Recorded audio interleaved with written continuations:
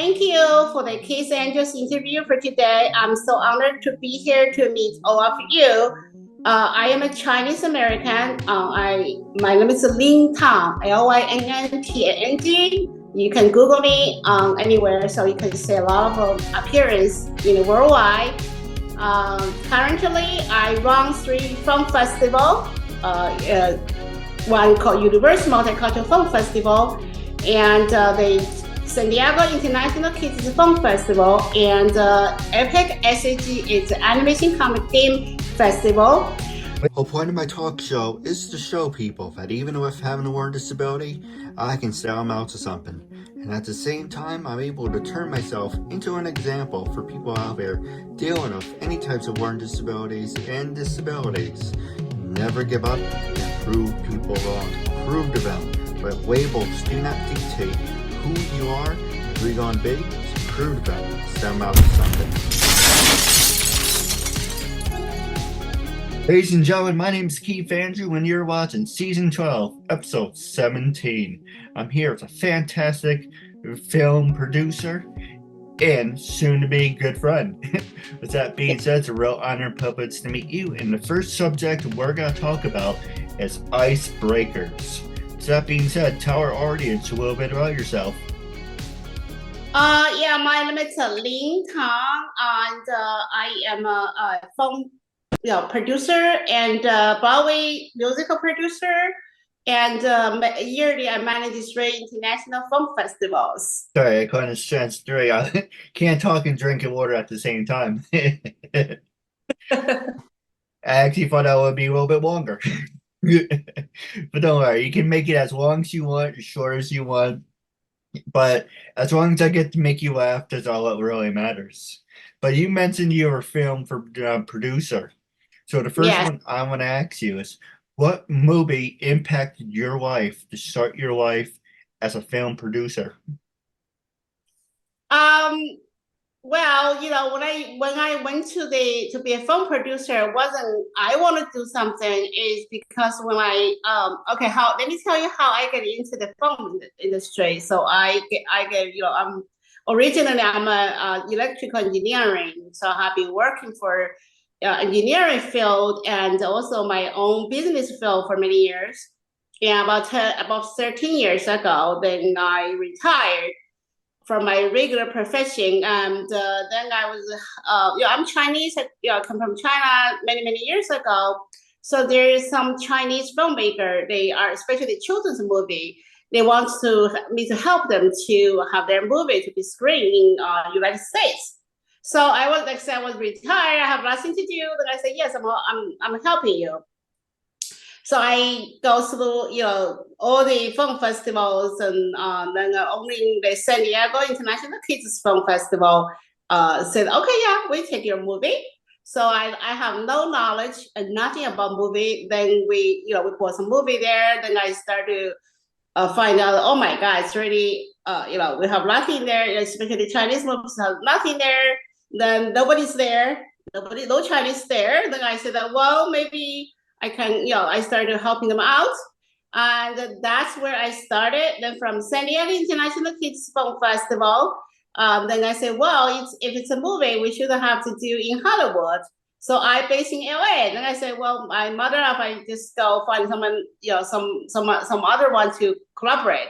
Then that's where we had our Universe Multicultural Film Festival, because we were teamed with another film festival. And then after a couple of times, they kind of like, they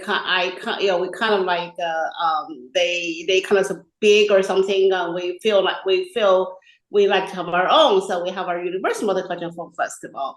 Then we have a lot of movies, and people from worldwide come to our festival. Then I kind of had the projects come to me, said, well, we have this project, we need help, another project, we need help.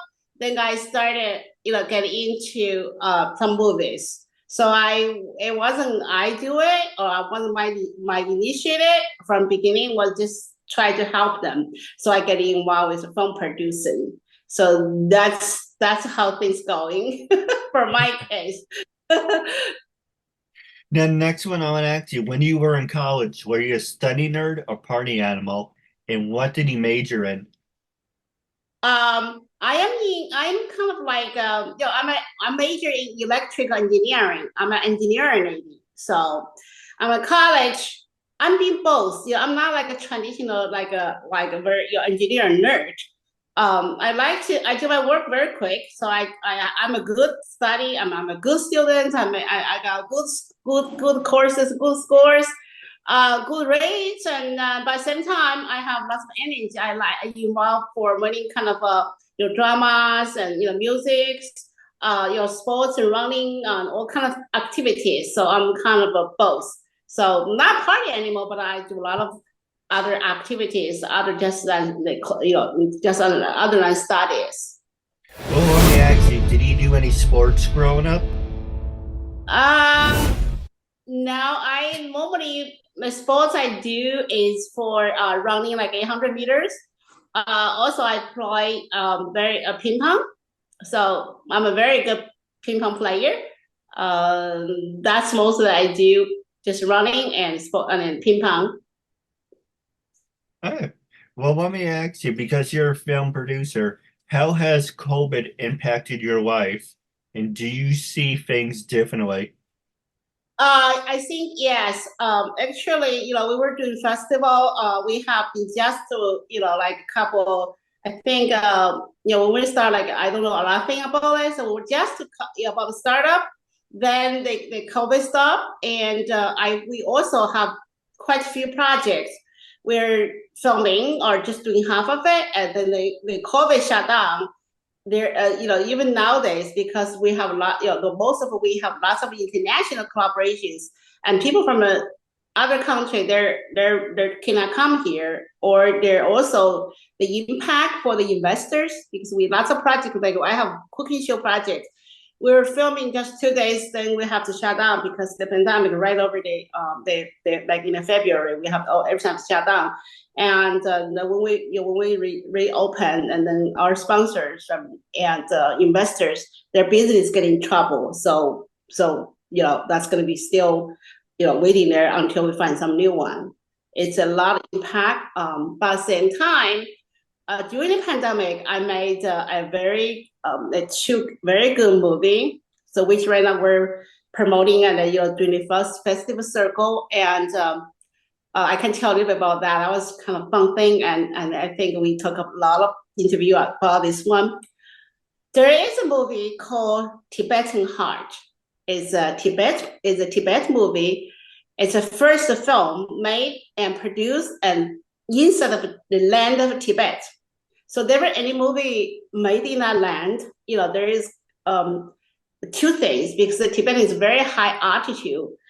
There is very thin oxygen. General people go there, you barely can walk or breathing. So if you do a movie, it's hard. That's a natural kind of restriction. And the second time, because the land has, the Chinese government has kind of a regulation. If you want to go to Tibet as foreigners, you need to have a special permit. If you're filming there is additional permit on that. And I think no one made any movie for Tibet. That was the both reasons. Of course, they don't have much local support or anything to the team to work with. However, so we, because at the festival, I run a Universe Multicultural Film Festival. I get requests from the investors from another place, and he successfully made the money through mining, and he wants to make some Tibetan movie, and no one wants to do with him, because they're like, so those are there's a lot of restriction on there. But I thought I could do it, because I can just to make the movie and distribute it worldwide without can get away with the restrictions. So we have the whole team ready. So we fly the main actor, who is a Tibetan, and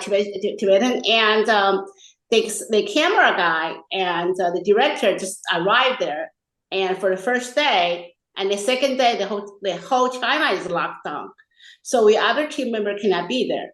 However, because like I'm a film festival runner, so I know how hard if you're a film found. You founding a movie is very difficult. So I was worried if I don't make it, the money they're going to restore the investment, and the movie never going to make it. So what I did was, so I kind of I think we'll still make the movie. I use my like a WeChat, like what we're doing right now. It's a video thing, like a room thing, but technically remote to control, to guide the whole whole filming. So because since we have the camera guy, the camera director and the main actor in there, so nobody have nothing can do. Then they're like in the countryside. So I told them to train the villagers. The villagers, because they don't need it to go, they can have some movement in their local area, but they cannot travel outside. So the only people we can use is the villagers. So we train the villager to be our like actors or crew members. So that's how we made a movie, and the movie come out great. And we got lots of award, and the cinematography, the stories, because also it's the very first, everything's 100% Tibet, so it's kind of very unique art, art style. So when we have the screening in Chinese TCL Chinese theater, I think we have 200 some people in the theater. Oh my God, everybody kind of unbelievable. We have such good cinema type of film. And we had screening in others, like in India, we have two fully sold out, like 600 people one screening. We have two of them to sold out. It's very unique kind of way. So that movie was kind of made into during the pandemic.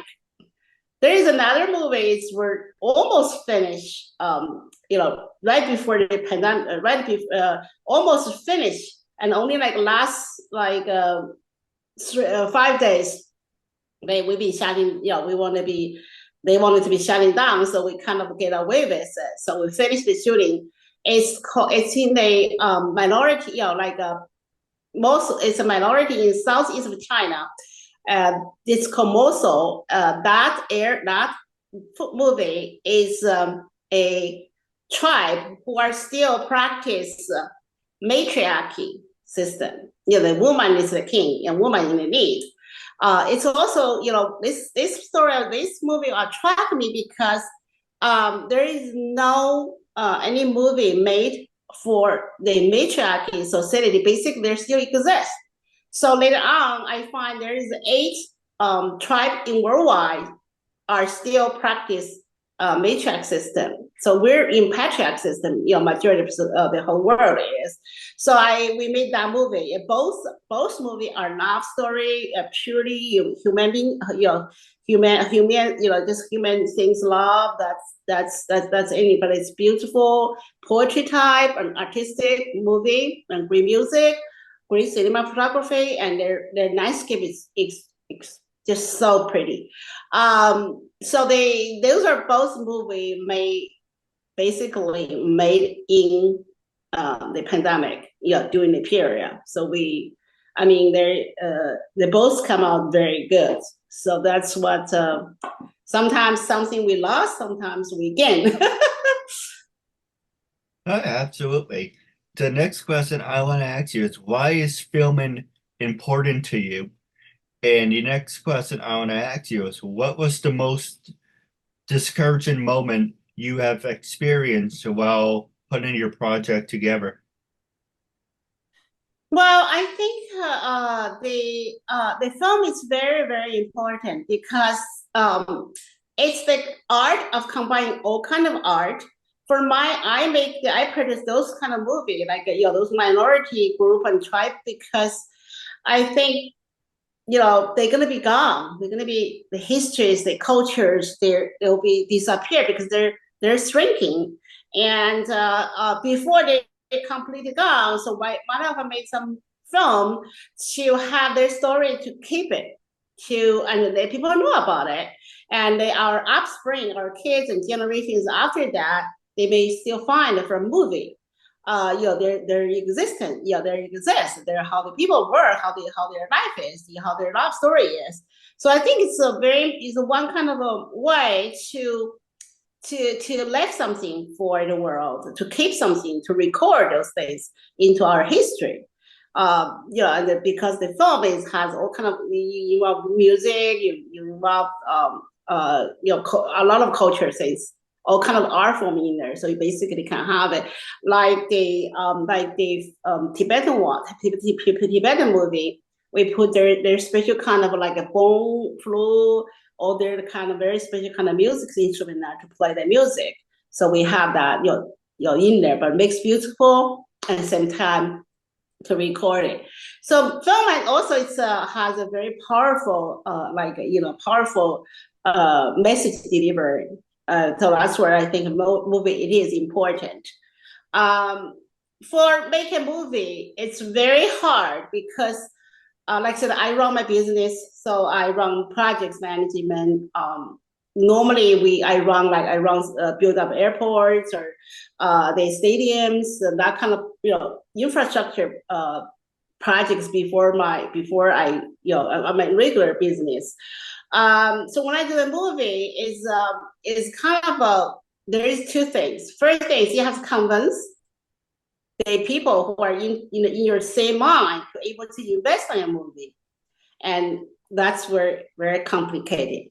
And then doing a production, you have to able to make the whole team. You're talking about 50 or 200 or sometimes 200 people are work, follow your order and work the way you want, and everybody has to coordinate by the schedule. If one of them is short and the whole team is delayed, then the cost of production runs up. So it's a very kind of a coordination and the willingness to support each other. It's very important. So this is a team. There is a lot of dramas and difficulty things and during a creation period of time. So for example, we have big fight with my Tibetan Heart team. Even I'm here because I want to film something, they don't want to do it. So because there's a word Tibetan, because for example, the two of the lovers, and we want to make something, we kind of have like some intimacy thing, they say, oh, we don't want to do it because we are Tibetan, they refuse. So end up I have to be a big fight on the phone and on the video. And I think it's finally they agree with my points. And so we had that made into it, but make it a very beautiful one. So those type of things and happens.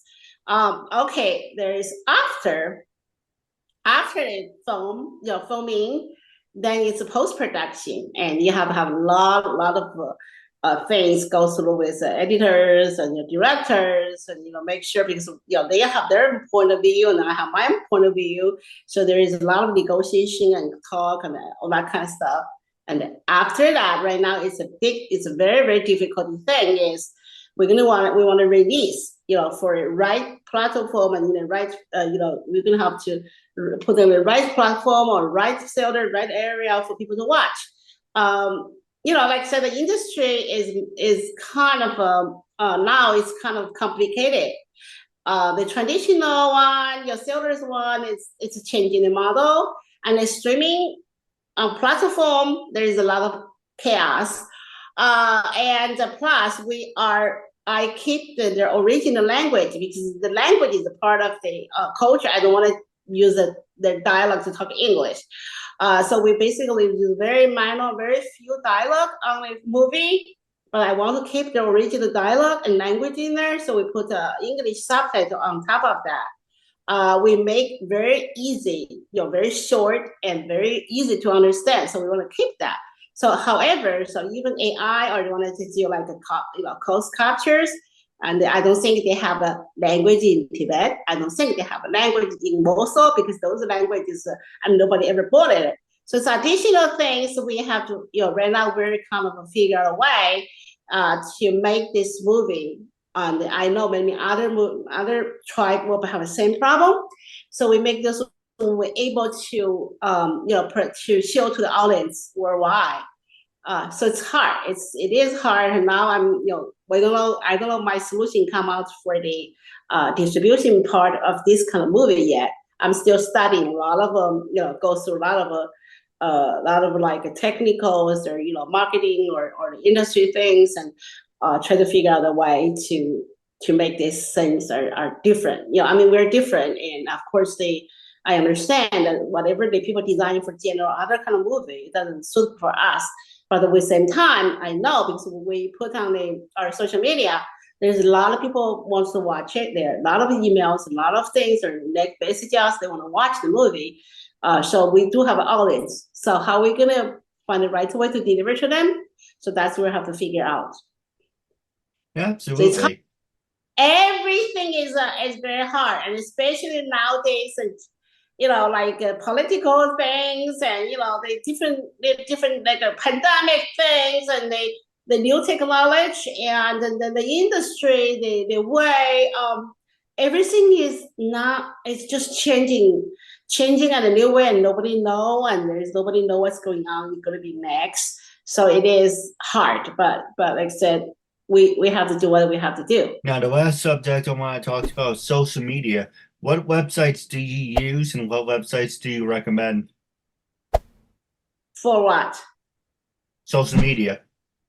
Social media. So basically, each project, like for our own, we spend lots of effort on social media. So every for my projects, we have its own like website, Facebook, Twitter, Instagram, and Bilibili, like Little Red Book, even Russian VK, and most like 12 top worldwide top social media platform. We have our projects. We have each project has our own account there. So that's where we got generate our audience. Social media is a big thing for us because it's that's where we get to tell people what we have. So we put heavily on the social media. So like if you can Google Tibetan Hearts, you can find this movie. You Google on Matriarchy Lake, kind of movie. So each movie has their own. And my company, it's called Maeya Cultural Exchange Group.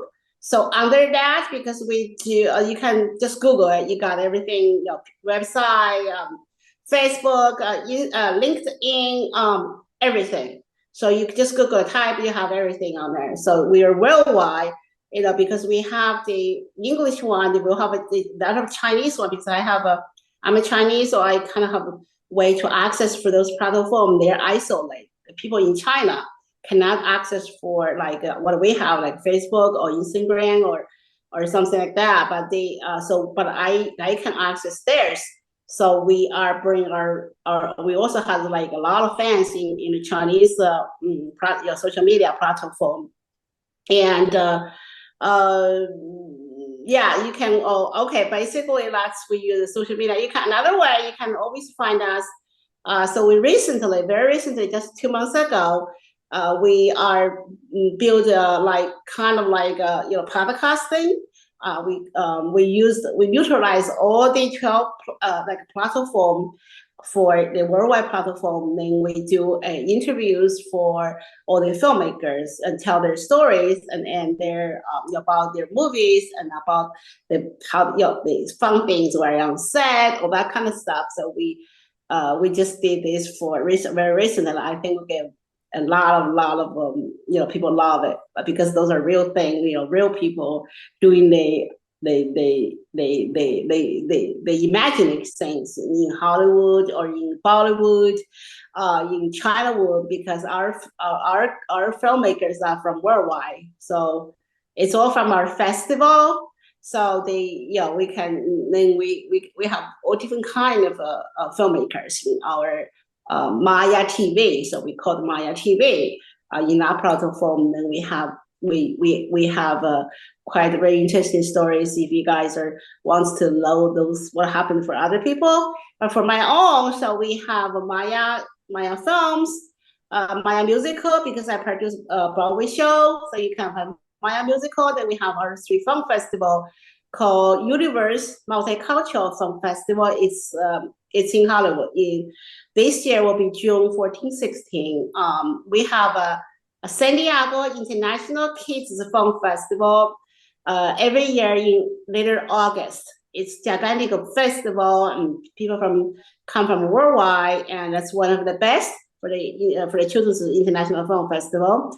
And then we have the animation called Epic ACG each year to the Halloween weekend, because we use the Halloween costume as our cosplay show.